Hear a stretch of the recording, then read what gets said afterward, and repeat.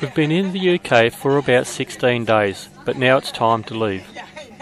We are taking the Eurostar high-speed train to Paris.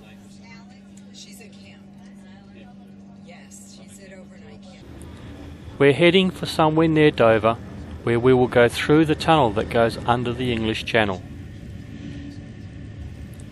The idea of a tunnel first appeared in 1802, but this tunnel wasn't built until 1988, and it opened in 1994. Its lowest point is only 75 metres below the surface, which I found surprising. The tunnel itself will only take about 20 minutes to cross, and you sit there quietly hoping that there's no leaks.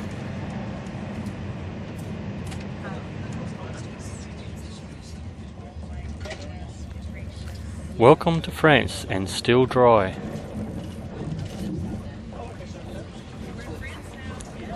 It's about another 2 hours of flying through the French countryside before we get to Paris.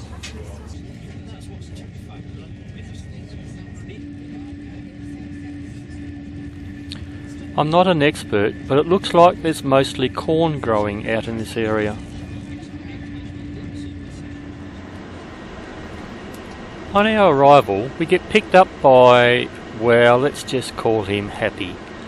He probably thinks bloody Australians. You may recall that we were in Paris a couple of years ago. Well, we were. But the reason we have come back again is to firstly see the Louvre. Last time we were here, they were closed on the day we had allocated to go in. Who would have thought that it would have been closed on a Tuesday, let alone any other day of the week for that fact? And this time we're going to climb the Eiffel Tower, which we never got to do last time. As for Paris itself, not a lot has changed here. Still beggars in the street, it's still hot, and there's still millions of tourists around. But luckily there's still the hop-on hop-off bus, which we took around town just to get the lay of the land again.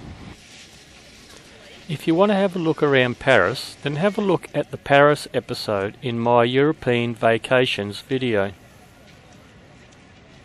I wonder if that's the same pigeon as last time. He looks so annoyed about it.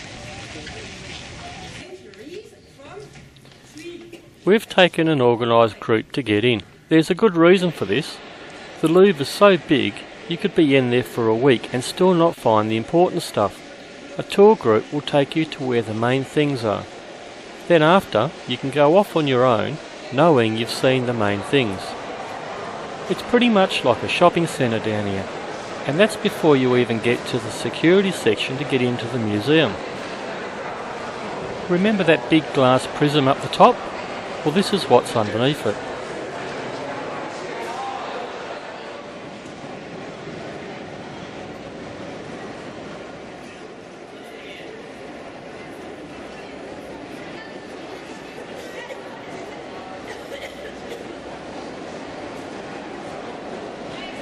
When you do finally get in, you start at the bottom.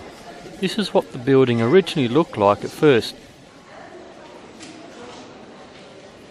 And these are the original foundation walls. The building up top still sits on these original foundations.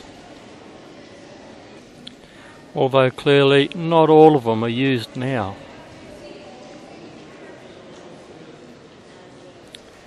Now, I'm sure I've mentioned it before, I'm not into art, and all my culture would fit into the nail of one of my fingers, so there's not going to be any fancy descriptions of what you're seeing. This is old statues, and a lot of armless. A kid with his pet duck, or dinner. An archer, or perhaps Cupid. All these people, and I forgot to put my clothes on. This is a block of stone. How is that art? Then there were some fancy paintings on the ceilings. And a lot of gold. Although I've got to say, it's still better than what some people are putting on walls and ceilings these days and think it's art. Can you imagine how long it would have taken people to paint this?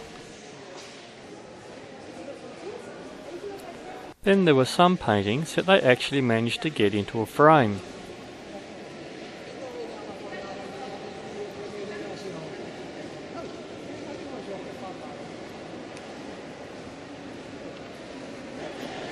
Every corner you go around, it's just another long hallway of art. It seems to never end.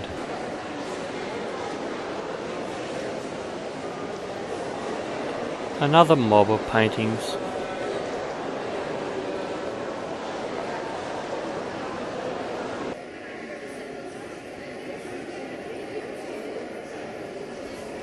Now this one I know, it's the Moaning Lisa. I think it's related to Moaning Myrtle. I know, it's the Mona Lisa by Leonardo da Vinci. But wait, there's more.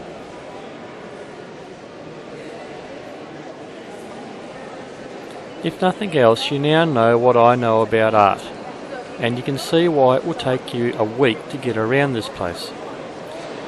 We were here for about 3 hours, so if this floats your boat, add it to your list.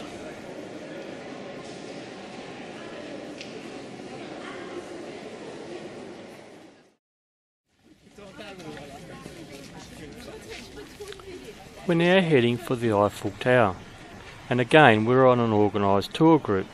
You can stand here for hours in a queue waiting to go up. If you're in a group, you go straight in. Your first stop is the elevator. It's built into the leg of the tower. It will take us up to the lower observation deck first.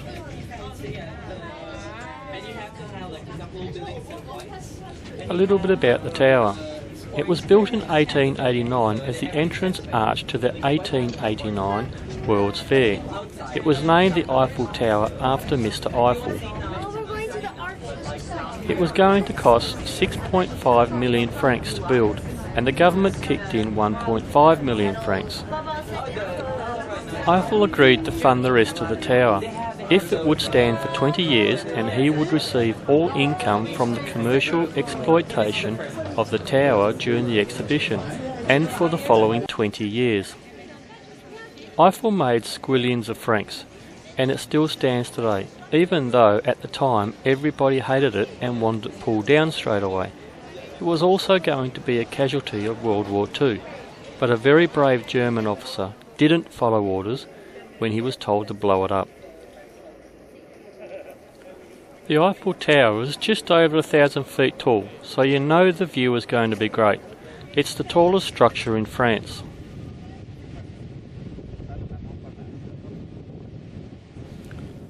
If you look closely, you can see a small Statue of Liberty at the end of the island.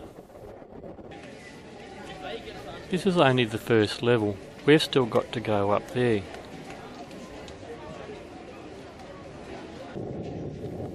There's a long queue waiting for the elevator to go up.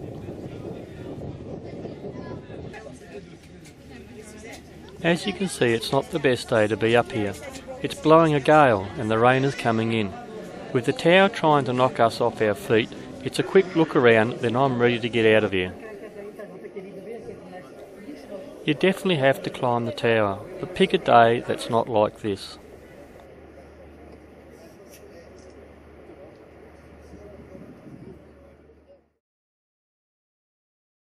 In our next episode, we're leaving Paris and heading for home, but not before a few days in Singapore.